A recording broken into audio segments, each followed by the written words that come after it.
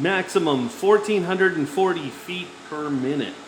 The only dead spot is in the middle. That's me telling my new AI lab assistant what to log for an upcoming smart fan comparison video.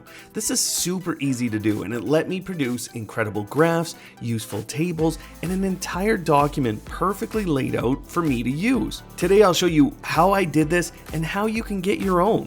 As we talk about this today, I realize that not a lot of people need a lab assistant in their home.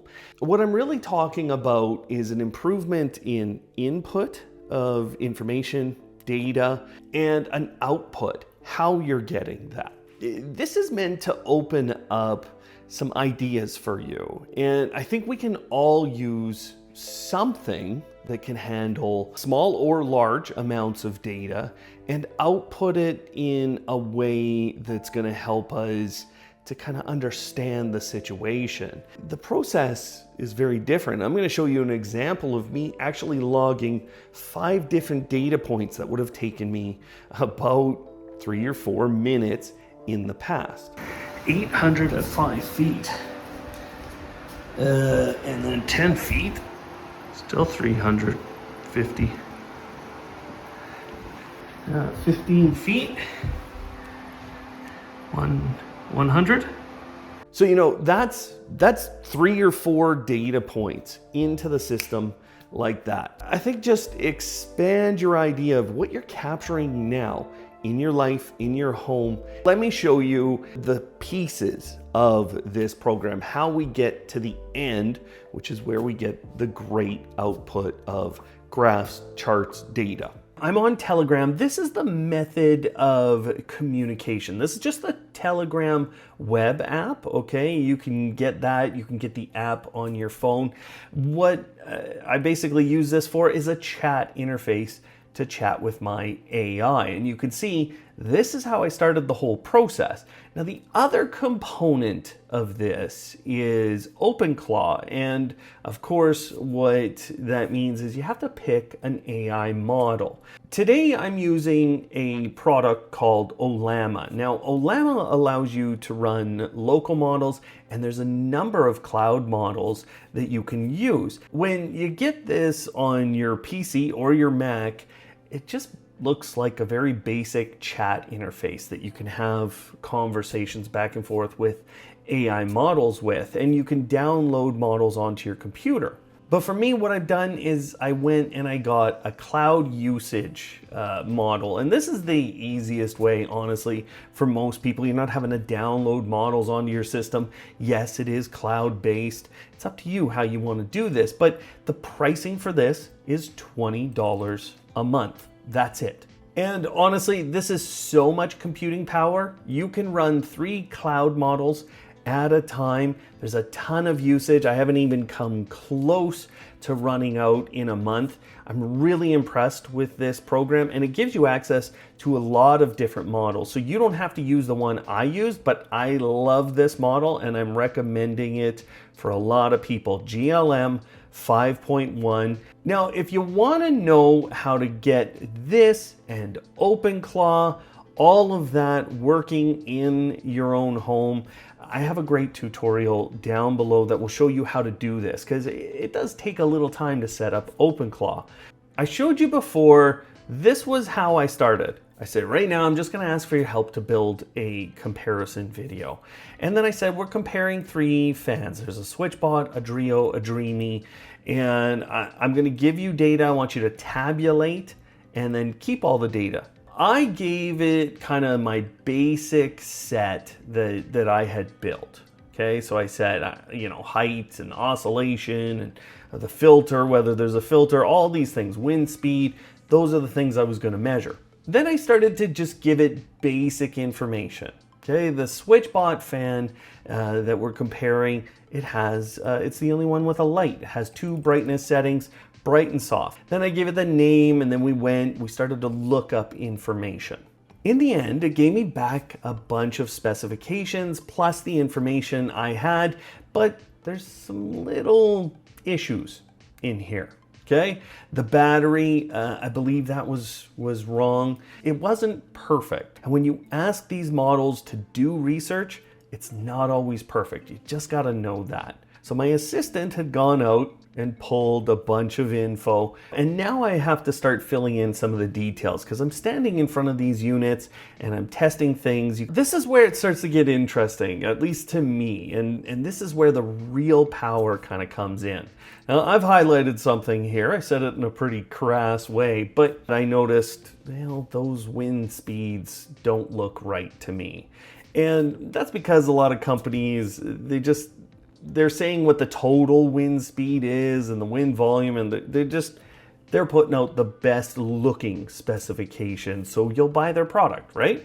This is where I said, I'm gonna test them. That's what Automate Your Life is for. That's the reason that we're here. Now, what was so great about this is my lab assistant basically came back and said, I'll help you build a testing methodology. Zoidberg provided a lot of the testing methodology.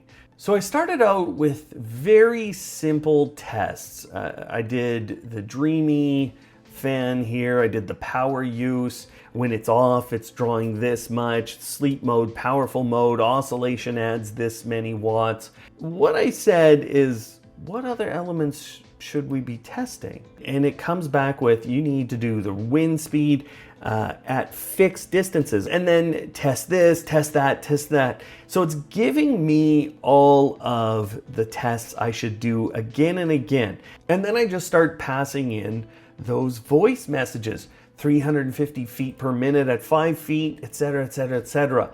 And now it's logging all of these things. As I'm going through this process, it gets more and more interesting. I'm passing in a bunch of wind speeds at the different fan levels and the power, and I'm kind of accelerating, honestly, because I'm just saying things like 1-380. 3-600. I'm moving really quickly, but I'm also getting back comments like this, like some fascinating contrast. SwitchBot maxes out at 14.5 watts. Dreamy maxes at almost 40. So I'm starting to learn about these fans. It's kind of coming back at me, which is a fantastic lab assistant. What I say is, let's see a full comparison set of tables built on an HTML web page that I can get locally here on my network. And I'd like to use these as visuals to show the audience some of these comparison specs. And then I went, oh yeah, and I want some charts. I want tables and charts. And it built a ton of different things. All the different specifications, all the different information. As I started to go through my document now, there was little things that I wanted to change. It started to give me little ideas for like, hey, go do this demonstration.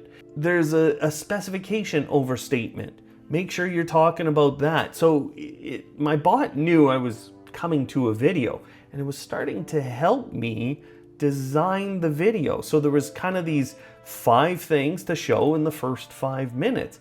And you'll find in our video that I did a lot of that within the first 5 minutes. Then I have a good detailed specification set. I have the measured performance data. It's all captured in here. And I even have some weaknesses to show, some strengths to highlight. It's really well summarized. And I had that for all 3 of these fans. And then I have the charts, the full tables and charts that give me comparisons. And I didn't even ask for this. It was just kind of done. This shows right here 34.0. That's the lowest noise at 1 meter that I measured, and it highlighted it green. It's showing me the worst value on the chart. So it's just really pointing out things to me here instead of me having to kind of search through the data, build a chart, build a table. I didn't have to do any of that. The other thing that happened is, you can see I'm clicking on these and it's throwing me down to that chart. Now that happened after a lot of this was done. So I had to ask for some improvements. I said, on our little web page we made for our fans, can you make the charts a little more interactive, a little more engaging? And here's what it added. interactive stat cards at the top. Those are the clickable stats. So that's this one where I can go, okay, who won the quietest, and click. Product toggle buttons. So this is how I can kind of eliminate these things. There's winner badges on chart titles, so we can see who is winning each time. So SwitchBot 4.4 times better than Dreamy in terms of efficiency, and then we can see that. There's a number of other things, just like the basic revealing animations, the hover effects. From that point forward, I've got all this information in this kind of a page, and I can ask anything and get reminders and get it printed out in different ways so I can use it in different ways. This kind of a thing you can apply to any data set you have. And I think, you know, for myself, probably the next thing I'm gonna tackle personally is just to feed in some basic like budget information. How are we doing on our budget? How are we doing versus our income? I just want to see things like that. And I'm going to use this kind of a tool for people at work. You know, you're thinking about how can I be more useful at work? I think this is a pretty great way to expand how fast you could be. And you know, if you're handling your work data, I would recommend you use a local model with Ollama. It would cost you $0 to do that. You just have to have a computer, either a Mac or a PC with enough horsepower, enough RAM on it to download a decent sized model to be able to do this kind of thing with. If you guys have any questions about how I did this or what I would recommend, feel free to ask in the comments below. Otherwise, you could check out how we did this setup and how I've been using it to control parts of my smart home as well. Otherwise, thanks for watching today, guys. And of course, live smart.